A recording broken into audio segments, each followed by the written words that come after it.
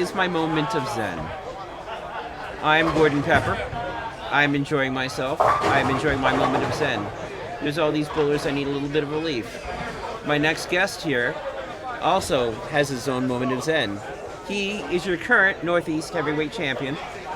His name is Bobby Hall II, and we lovingly call him the Shogun of bowling. Oh yeah. Oh yeah. Nice and relaxed right now. How does it feel, sir? Actually, it keeps me sharp because, going against one-on-one and doing it, defending it, and going, it just sharpens the blade. As long as I'm always in action, man, it just helps my game tremendously. Because competing, yes, it sharpens. So when I go to these tournaments, it's not even something I think about anymore. Love it, beautiful. So Bobby Hall to finish game 4. He gets the 10 out, all 10 down. And he does finish with 247.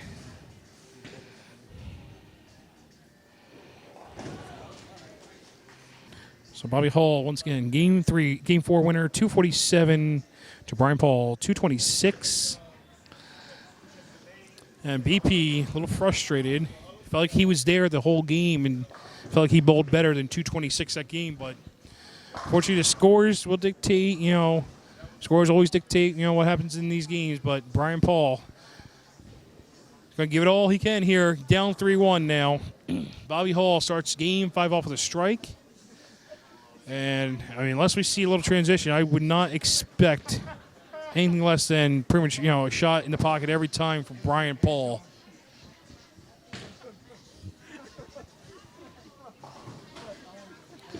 So Brian Paul start game 5. He wiggles to 10. The head pin doesn't take care of it. The 10 stands up.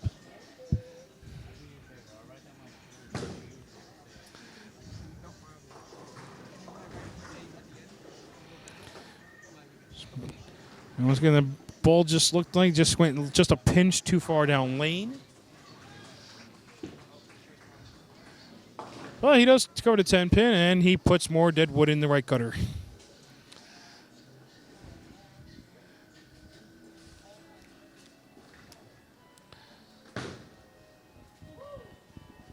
So Brian Paul, I believe, going with a ball change here, or if he did already, I'm just now realizing it. Going with a ripcord, motive ripcord, as Brian Paul, part of the Motive Mafia Club. And Brian Paul with the 4-pin now, almost leaving the 10-pin with it, but fortunate to leave just the 4-pin.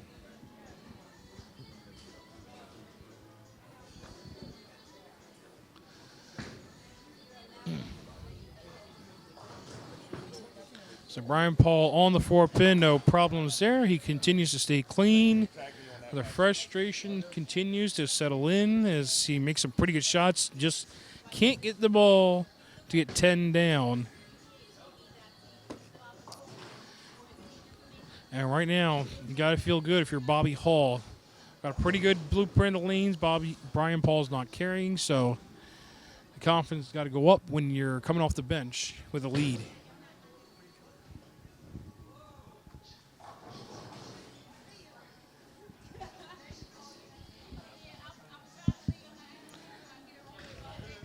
Bobby Hall here, second frame, looking for a double to start. 10 down again for Bobby Hall.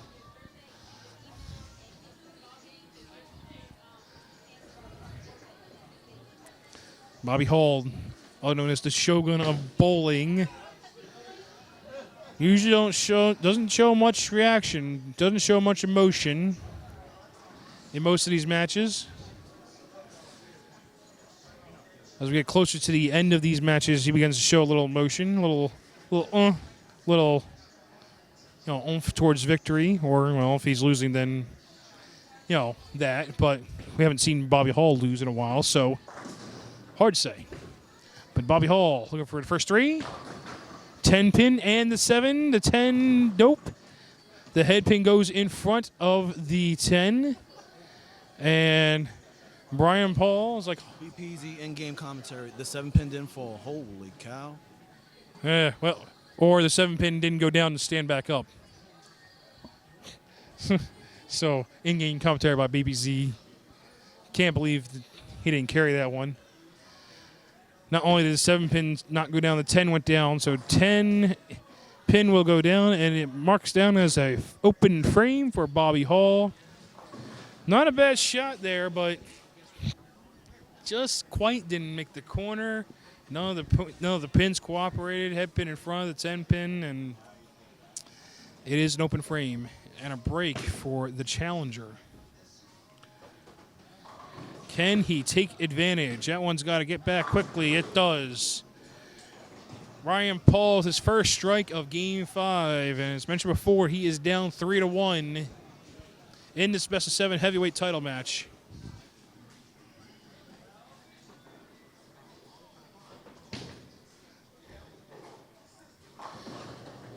Got the ball to pick up just enough on lane 6. He goes 10 back where he went to 10 pin last time. This time on lane 5, he left the 4 pin.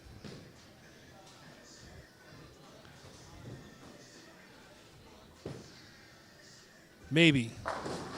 Oh my goodness. Wow. That was a pretty good shot by Brian Paul once again. Yes, you're on a live feed and camera. I missed the dump button. I'm sorry.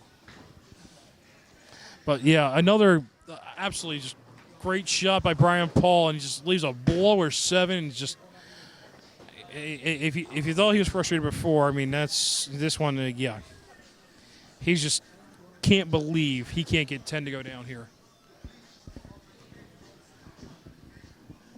So we got Miguel back. We still got CJ here. CJ's still in the. He's still in the building. So CJ, so you've been watching this match the entire time. So you're watching Brian Paul. He's not carrying. You know, what do you see here? Well, it looks like Paul is actually throwing 2 different balls. He's throwing a Rogue Assassin on the right lane and a Ripcord on the left lane. One being pin up, and the other one being pin down. And he's throwing 2 completely different lines. The 10 pin he left was a great shot. It just couldn't get the head pin over, so it looks like he made a small adjustment and moved back a little bit to get it to carry the 10 pin. And the last shot on lane 5, he just got a little bit behind the head pin with the ripcord, and it just couldn't carry out the 7. And Hall, that 3rd frame where he left the 7-10, his ball just reacted way too late, hit super far behind the head pin, and couldn't carry either one, the 7 or the 10. Yeah, and like I said, it's pretty easy to do that in this place. I mean, it doesn't take much to do that in this place. Oh, I don't know. I mean, oh God. I mean, these guys are throwing some pretty good shots. That one is probably by far the best non-strike shot I've seen of the day. I mean, that was pretty good. That was, yeah. I said it before. I'm gonna say it again. That shot was stuffed harder than a Thanksgiving turkey. But no comment. No comment. I mean, my goodness. I mean, that was just a great shot by Bobby Hall, and just, I mean, A-Pin had other ideas. So carry's going to be an issue on lane 5. I mean, I don't know what. I mean, Brian Paul's probably a little further away, and we're talking about like matters of like, you know, within an inch. Like of just getting 10 to go down. I mean, Bobby Hall, I mean, that was just a great shot.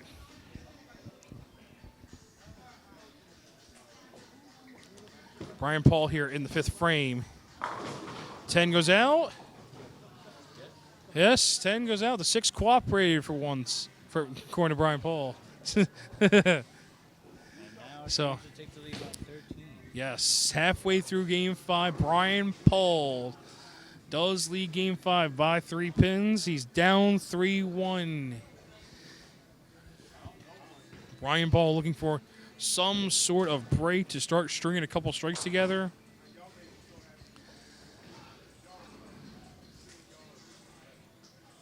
The advantage so far for Brian Paul is a Bobby Hall 7-10 in the 3rd.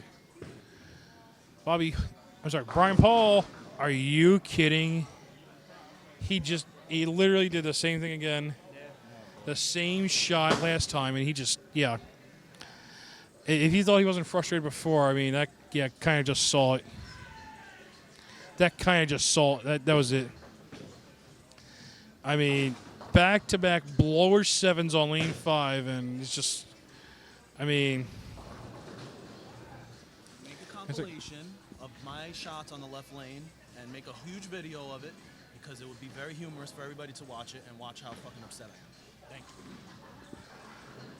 Yeah, I mean, that's yeah. I don't think I need to say any more to that. I mean, that's just Brian Paul. I mean, it's like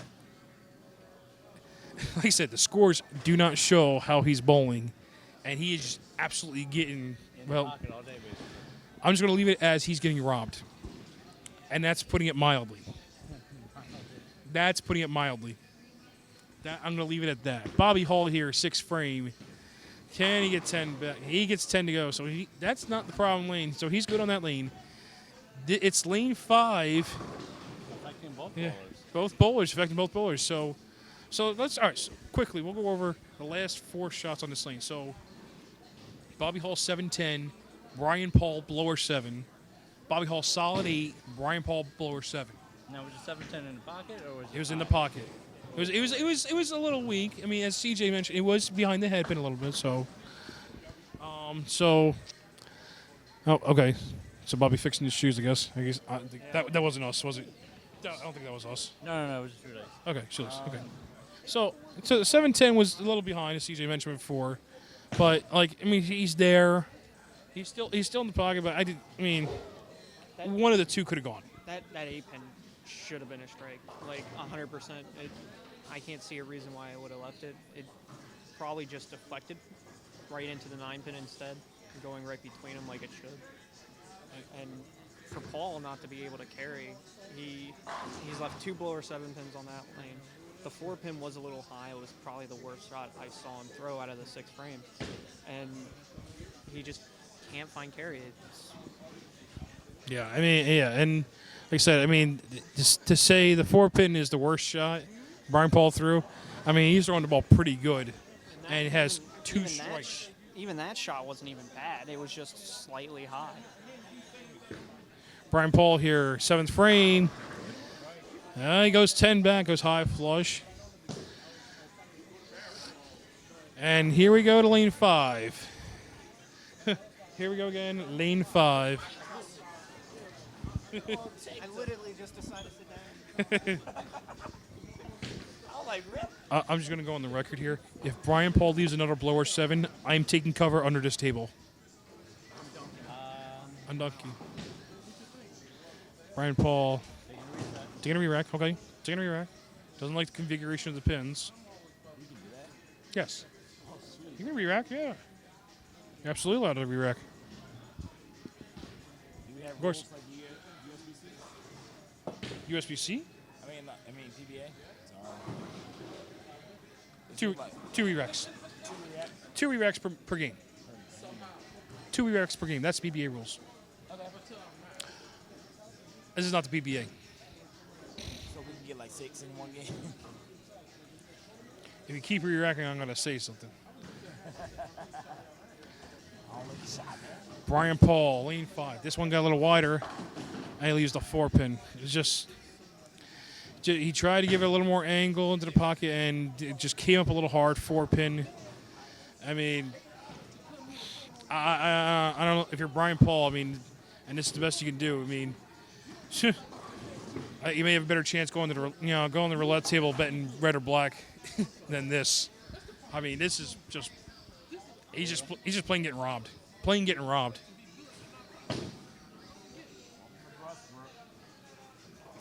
Well, you know what? You say that, and I'm gonna say this. You say that, but Brian Paul earlier this month had to bowl the number 1 contenders match, and because we had a vacant challenger this month, the winner of the number 1 contender match earlier this month got the bowl for the title now. So Brian Paul bowled Ducky Russell this month here. And he shot very well. He shot 300 to finish the match. Yeah, he shot 300 here. So to say, I don't know where they bowled at, So to say that he's struggling with carry here is very frustrating because he has a pretty good blueprint of this place now. He's bowled on Holy and had success. He bowled Ducky here and had success. And now he's bowling here on 5 and 6. And it's like, what do I have to do to carry 10 pins? But you did say earlier, he's commentating on Facebook Live, each third of this house plays different. You did say. Yeah. It all depends on if he was playing high or low. Right now, it's looking like the low side is not in favor of him right now. And what's not going to be a favor is if Bobby Hall throws a 4-bagger here. Foundation frame, 9th frame.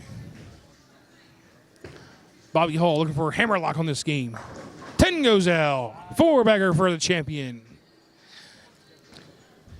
And Bobby Hall, pretty much with a mark in the 10th frame, will retain the title. The best Bobby Hall can do, 246. The best Brian Paul can do, 219.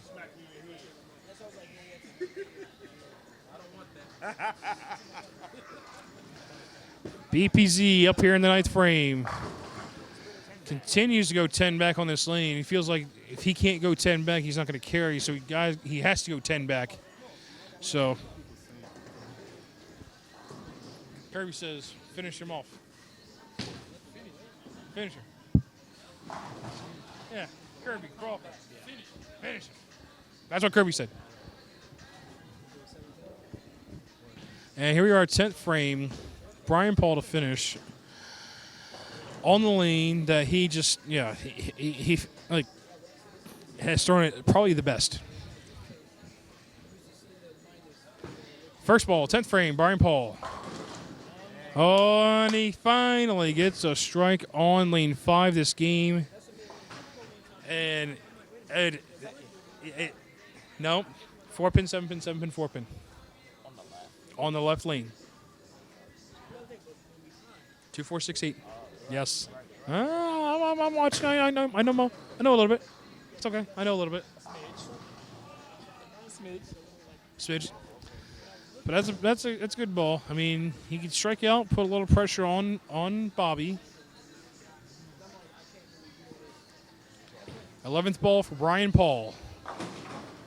And no, and now the 10-pin. And Brian Paul just cannot believe it. 11 shots in the pocket this game, and he's going to have 208 to show for it. And Bobby Hall has yet to retain that yet. He still needs some pins, but you have not won that back yet, sir. Yeah, you talked the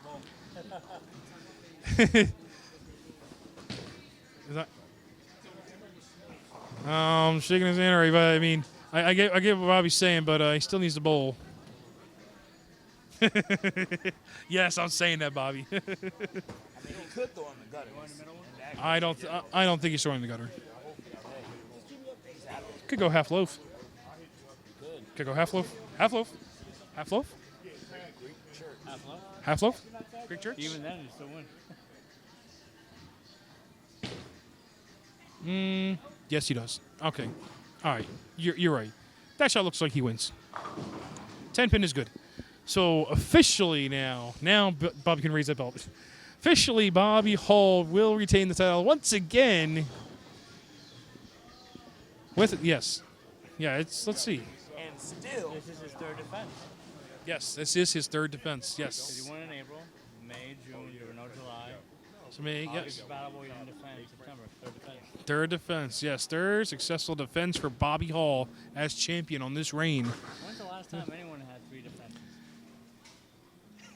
Oh, yeah. I was going to say, you know who else? I was thinking you and Rob Smith. That was Rob Smith. before. Rob Smith had that long stretch a couple of years ago where he started as champion. Actually, I'm sorry. In fact, it was the year that it was 2 seasons ago where it was Nico that beat Dave Knight for the world title. Then Dave won the world title back over Nico. Nico lost the regional title to Rob Smith at Woodmere in September. And then Rob had that nice run as champion. But I mean, besides yourself, Miguel, and Rob Smith, this is another long run here for the regional champion. Yep. So now officially you can raise the belt now, Bobby. Officially, your result here in Game 5, Bobby and Stu. Yes, and Stu. Northeast champion. Yes. Baby, I still got a long way to go to get to. I'm just gonna So Bobby Hall, once again, you retain the title. So this is your third straight title defense. Yeah. So what do you think? Tell us a little bit about the match. This one's a slight different. It's a rarely. I didn't have a lot of room to the right, so a lot of things I was doing was more squared, which I ain't done in a long time. But it's nice to dust off some old tools and put it to work. So Paul Ryan, he made me have to think a little bit. So I appreciate him coming over here and we get some work in, and we got it done. So it's nothing like getting that work done. Pretty much we were talking back here on the commentary. It's like even like we had a couple guys that bowled the team ranking qualifier earlier, and they pretty much said what you just explained. You got a little right. It would just. You didn't know what the ball's going to do. Is it going to go long or just hook early? But anyway, so you found it out. You found out the line. You had the carry, and that is why you still got that. So I carried a little more than what he did. Yeah. I will agree with that assessment. But I mean, it was just nice for change where you just had to play a little more precise. It wasn't a whole lot of room, and I really enjoyed that because I don't get to play that often. But it's nice to know that I can still do it, And I mean, hey, I enjoyed the competition. I have fun on things like this. And next time I'm gonna tell y'all, I ain't gonna have the hat on. I'm gonna shave it a little bit. I'm gonna G up a little bit because I gotta match this belt. I'm gonna tell you right now, my bowling matched this belt, but I don't match this belt, and we're a little off tilter on that one. So I'm gonna tell y'all, I apologize early. But I'm gonna come back. I'm gonna make it handsome for you. I'm gonna get it handsome for you. So Shogun's gotta get a little cleaned up, huh? A little cleaned up. But I came in a little bit as a hard hat dude. A rocky dude. I'm sometimes you gotta live in the basement. You can't just live caviar and all of that free. Sometimes you gotta remind yourself why you're doing something. Basically, yeah, they look like I'm coming to work. Yes. And you did just that. I did just that. I came to work. Deontay, man, look here, man. I know I was supposed to be. I've been where you was at. I know what it is to get hurt and you want to bowl and can't do it just yet. You want to, but your body says different. I came back after being sick and had my hand infected, came and got the belt. I know you're going to come and get it together once you healed up. So when you healed up, hopefully I still have it. I believe I'll still have it. But, hey, I welcome you here. I hope you get better, and I'll see you when you get back.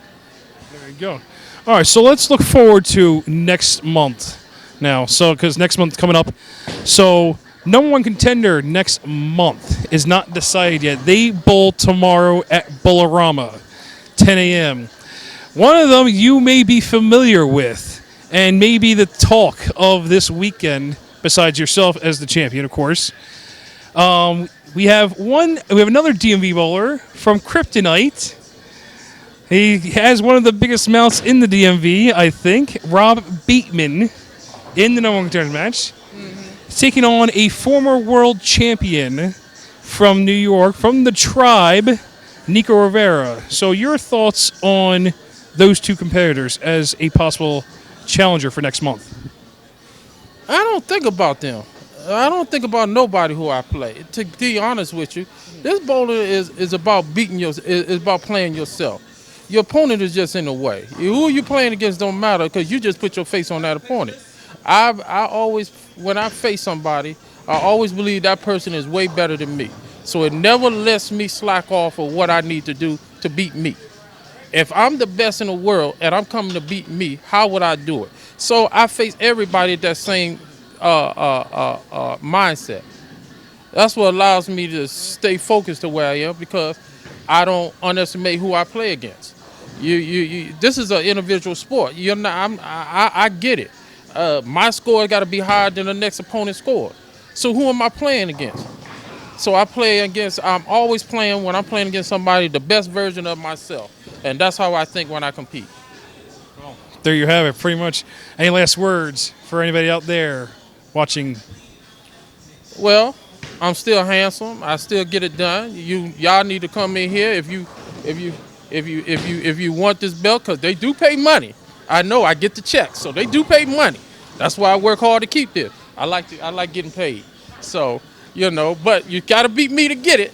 In the world of the immortal Ric Flair, to be the man, you gotta beat the man. So here it is.